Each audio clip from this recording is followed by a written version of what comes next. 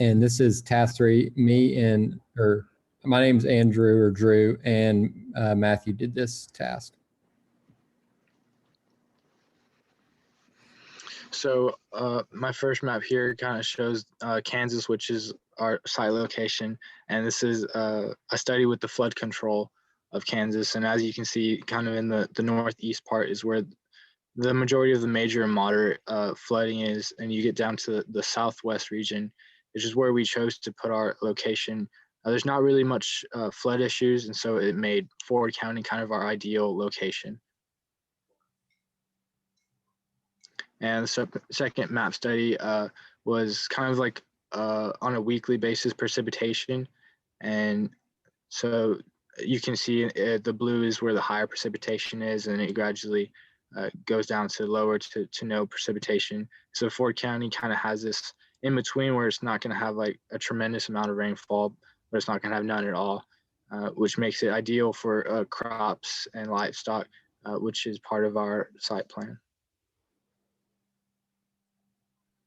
And my third map study was the 3 major soils throughout the state of Kansas. And kind of in the middle, we have the blue, which is Chernozem. And it's a soil that actually is most well known for its benefits in crop production because of the richness in nutrients that it has and its ability to contain large amounts of water as well, which is also kind of something we took into play when choosing Ford County because it lies right in there as well. And this is a suitability analysis kind of combining those 3 most suitable to least suitable by county. And we took in consideration the soil just based on our prototypes, precipitation, and a place that we wouldn't have to worry about flooding, which kind of shows the counties that would be most ideal for that here. And our prototypes throughout our site plan will all include the windmill farms, rainwater harvesting, solar power, and livestock rotation throughout the site plan.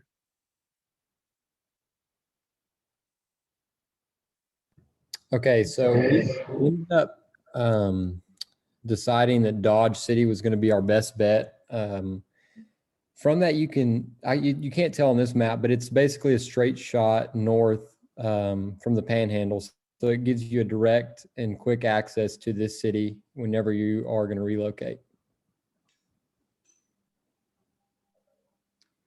Some inspiration or prototype ideas that we came up with were a circular pattern. As you can see, this is a prototype city that kind of mimics that circular pattern. The same with this. I think this is like a Disney site plan that they have some type of resort, but it shows like good circulation and in a way that they kind of incorporated access routes by way of a circular pattern. And this is our site plan. As you can see, the central node is it acts as kind of the downtown area. This circular pattern has a radius of about 4 miles, so it's about 8 miles long from end to end.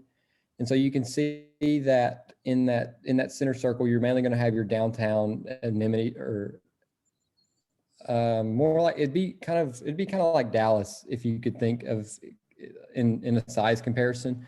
And then as you go to the outside of the city, you can see how it has a brush buffer that kind of acts as a forest and kind of an air filtration area. And then around the third line of houses, you're going to see, this is where like your residential area is going to be. So this is where people are going to live. You're going to have 4 holding ponds that are going to be, due to the lack of water in Kansas, these are going to be mainly drilled water. So it's going to come from the ground. And then you can see on those east and west sides, you can see where your wind turbine farm and your solar farms are going to be. And then to your north and south are going to be your crop fields. And since you're in Kansas, I mean, you're going to have almost year-round planting ability. And then also on your north northeast side, you can kind of see your grazing fields. This will be where you're going to rotate your cows and chickens and goats and all feed in the same area. That's it.